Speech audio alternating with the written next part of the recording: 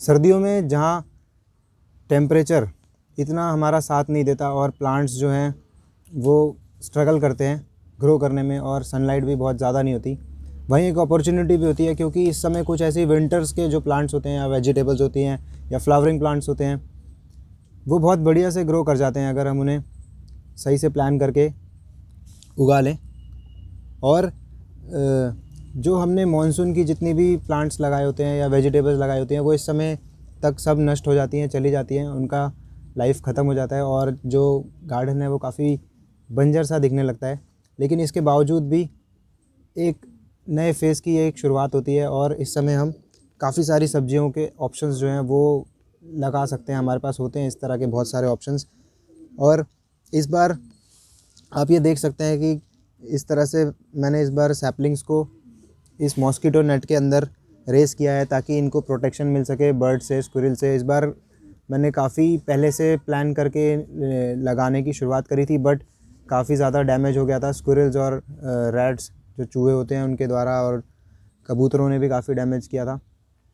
तो उसमें सीड से लगाने की कोशिश जो थी वो असफल हो गई थी और उसमें ज़्यादा हमारी ग्रोथ हो नहीं पाई थी। तो फिर इस तरह से इसको थोड़ा चेंज करना पड़ा पूरा सेटअप को। और इस बार सारी जो क्रॉप्स हैं मैंने डिसाइड किया कि सब कुछ सैपलिंग से ही इसकी पौध बनाकर, सैपलिंग बनाकर फिर इनको लगाया जाएगा।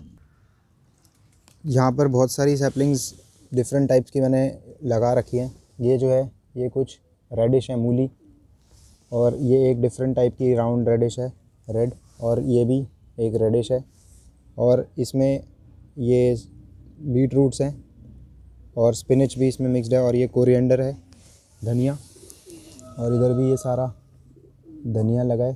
साथ में ये पालक के कुछ पौध बन रहे हैं, और ये लेटस हैं, ये एक प्रजाति है लेटस की, ग्रैंड रैपिड करके, और ये बॉक चॉय है,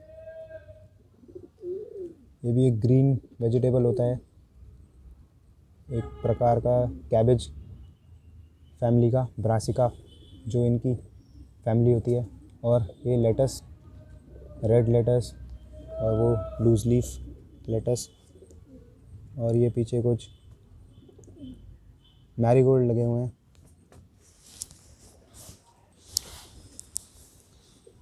गेंदा, और ये पत्ता गोभी, कैबेज की और भी सैपलिंग्स हैं बट उसको अलग से रेस किया जा रहा है। और इस तरफ भी ये सारे लेटस लगे हुए हैं, और ये बॉक चॉय की छोटी छोटी अभी सैपलिंग्स चालू हुई हैं। और ये जो इनका ग्रोइंग मीडियम है सैपलिंग्स का, ये इसमें मिक्सचर है कोकोपीट का और कंपोस्ट मिलाया हुआ है इसमें, जो किचन से हमने कंपोस्ट बनाया था उसको छान के। और साथ ही इसमें थोड़ी सैंड हमें मिलानी चाहिए जिससे कि ड्रेनेज बढ़िया हो जाए। इसमें ये रेड सैंड हमने मिलाई थी, बदरपुर जिसे बोलते हैं। तो उसमें क्या होता है, ये छोटे छोटे पत्थर के पार्टिकल्स होते हैं, तो इससे इसका ड्रेनेज इम्प्रूव हो जाता है। तो इसमें कोकोपीट का रेशो आप 50-60% के करीब ले सकते हैं, और बाकी 20% या 25% जो है वो सैंड और कंपोस्ट मिला सकते हैं। इसको आप ऊपर नीचे कर सकते हैं, कंपोस्ट को ज़्यादा भी मिला सकते हैं, लेकिन इसमें सैंड मिलाना बहुत ज़रूरी है। उससे इसका ड्रेनेज अच्छा होता है, एयरेशन अच्छा होता है, और रूट्स जो हैं वो काफ़ी बढ़िया से इसमें डेवलप हो पाती हैं, और इस तरह से हेल्दी सैपलिंग्स फिर हमें मिल जाती हैं।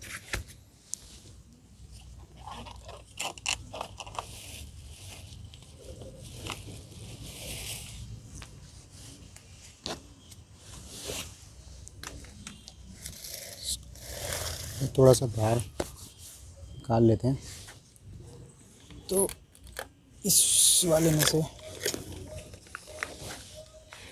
इनमें से थोड़े थोड़े इनको हम सभी सैपलिंग्स को लगभग अगर 4 वीक्स के बाद हम इनको आराम से, ये इतनी बड़ी हो जाती हैं कि इनको हम आराम से निकाल सकते हैं। कुछ कभी कभी मौसम अच्छा नहीं होता है तो इनको ज़्यादा टाइम भी लग जाता है, 6 हफ्ते तक भी हम इनको रहने दे सकते हैं। और इसको निकालने के लिए जब ये पूरी तरह रेडी हो जाएंगी तो ये अपने आप ही आराम से बाहर आ जाती हैं। बस हमको नीचे से इसको थोड़ा सा पुश करके और इसको आराम से हम पुल कर सकते हैं। इसी तरह से हम इसमें से भी बाहर निकाल सकते हैं। अब क्योंकि ये बहुत वाटरी है, इसमें गीलापन है, मॉइस्ट है, इसलिए चिपक गई है अंदर मिट्टी और इसको निकालने में काफ़ी तकलीफ़ हो रही है। ये वाली जो सीडिंग ट्रे है, ये इसमें जो खाँचे हैं ये काफ़ी छोटे हैं मुकाबला इसके अगर करें तो ये 50 सेल की ट्रे है और ये इसमें 98 सेल्स हैं। 50 सेल्स वाली जो है वो काफ़ी अच्छी रहती है अगर हमें उसमें प्लांट्स को बड़ा करना है। इसमें ज़्यादा, छोटी वाली में ज़्यादा कंपोस्ट नहीं आ पाता या ये पॉटिंग मिक्स नहीं आ पाता, तो इस कारण से अगर हम छोटी वाली ट्रे में सीड्स लगाते हैं तो ये 3 वीक्स के बाद, 15 डेज़ 3 वीक्स डिपेंडिंग कौन सा प्लांट हम लगा रहे हैं। अगर रेडिश लगा रहे हैं, मूली, तो वो 2 हफ्ते में भी रेडी हो जाती है, क्योंकि इसमें इतनी जगह ही नहीं है। अब ये देखें इसमें किस तरह से इसमें जड़ों का जंजाल बन गया है और ये जगह ढूंढनी है अब, लेकिन इसमें इतनी छोटी सी जगह होने के कारण ये सही से हो नहीं पाई।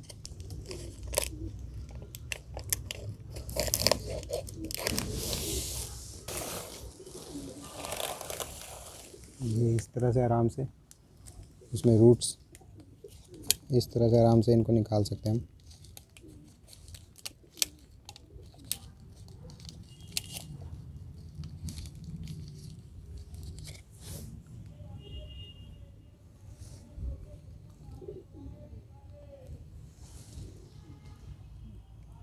ये देखें, बिल्कुल ये धागे की तरह इसकी जड़ें हैं और ये बहुत बेसब्री से इंतज़ार कर रहा है कि इसको बड़ी जगह पर ट्रांसप्लांट किया जाए। तो कोई बात नहीं, आज इसका इंतज़ार ख़त्म होगा।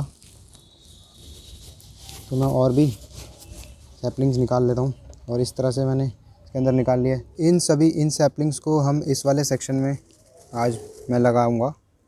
इसमें कुछ में तो प्लांट्स लगे हुए हैं, लेकिन ज़्यादातर इसमें से खाली हैं। एक्चुअली यहाँ पर सब में सैपलिंग्स लगाई थी, बट वो सब नष्ट हो गई और चूहों ने उनको ख़राब कर दिया था। तो अब हम इसमें दोबारा से आज प्लांटेशन कर रहे हैं। सैपलिंग्स रेज़ करने से हमें एक ये भी बेनिफिट मिल जाता है कि अगर हमारी कुछ सैपलिंग्स नष्ट हो जाती हैं उन रीज़नों से या उन कारणों से जिनको हम उम्मीद नहीं कर रहे होते, तो हमें एक दोबारा अपॉर्चुनिटी मिल जाती है इनको लगाने के लिए। तो इसको लगाने के लिए हम सिंपली इस तरह से इसमें गड्ढे बनाकर, इस तरह से बनाकर इसके अंदर इसको आराम से पुश कर सकते हैं, डाल सकते हैं इसमें। और अब इसको ढकते वक्त हम इसको पूरी तरह इसकी स्टेम तक, आखिरी तक इस तरह से कर दें। बस इस तरह से इसमें छोड़ दें और कोशिश करें ये वाला जो पार्ट है, जो ये इसमें से बाहर आ रहा है थोड़ा सा स्टेम, ये छोटा सा, इसको भी मिट्टी के नीचे दबा दें, तो इससे इसमें और मजबूती आ जाएगी। तो सैपलिंग से हमें एक बेनिफिट तो ये हुआ कि एक अपॉर्चुनिटी मिल जाती है दोबारा प्लांटेशन करने के लिए, अगर पहली वाली सैपलिंग्स किसी कारणवश ख़राब हो जाती हैं। और दूसरा फ़ायदा हमें ये हुआ कि जो भी सैपलिंग्स हमारी कमज़ोर पड़ रही होती हैं या फिर इस तरह से वो उनकी स्टेम्स जो हैं वो बाहर आ रही होती हैं, लटक रही होती हैं इस तरह से, जैसे ये लंबी लंबी स्टेम्स सॉइल के बाहर आ रही हैं, तो हम इसको आराम से दोबारा से एक अपॉर्चुनिटी मिलती है। इसको इतना हम दबा सकते हैं, इसको यहाँ से यहाँ तक हम जड़ों के नीचे ऊपर तक यहाँ तक जब दबा सकते हैं मिट्टी में, और ये अपनी पकड़ दोबारा से बढ़िया से बना सकता है, इसकी ग्रिप अच्छी हो जाएगी और ये प्लांट जो है बहुत हेल्दी हो जाएगा। अच्छा, ये सैपलिंग्स जो है हमने सारी बंच में लगाई हैं और ग्रुप्स में इस तरह से लगाई हैं। एक सेल में एक बीज नहीं डाला था, 4-5 बीज डाले थे।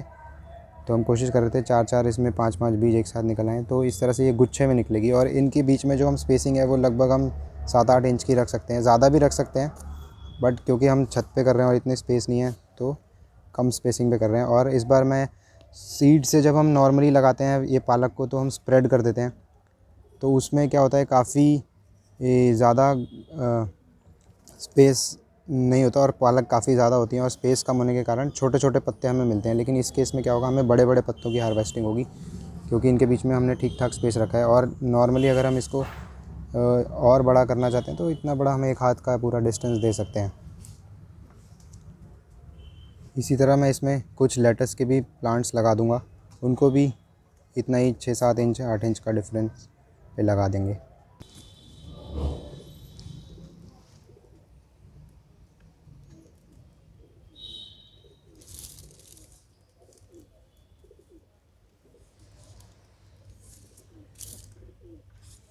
बस ज़्यादा पुश करने की भी इसको ज़रूरत नहीं है।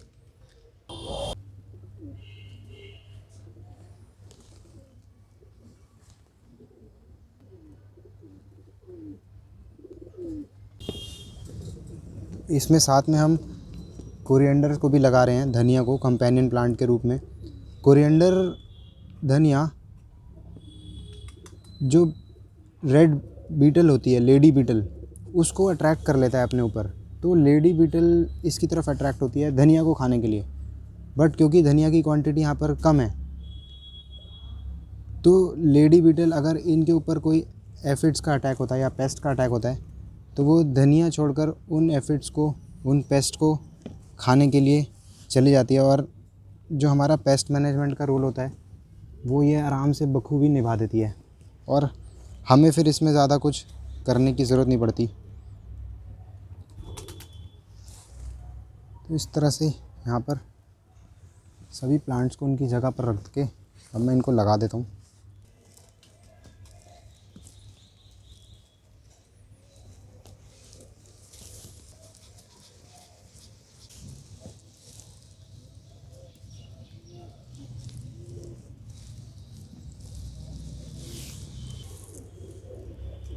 अब जैसे ये वाला सैपलिंग, ये इतना बाहर यहाँ पे आ चुका था तो ये काफ़ी वीक हो चुका था। अगर ये इस तरह से ग्रो करता तो ये ऐसे मर सकता था, लेकिन अब हम इसको क्या करेंगे, यहाँ तक दबा देंगे तो इस तरह से ये ग्रिप बना लेगा अच्छी, और आने वाले वक्त में काफ़ी स्ट्रॉन्ग हो जाएगा प्लांट। बस इनको ज़्यादा दबाने की भी हमें ज़रूरत नहीं है।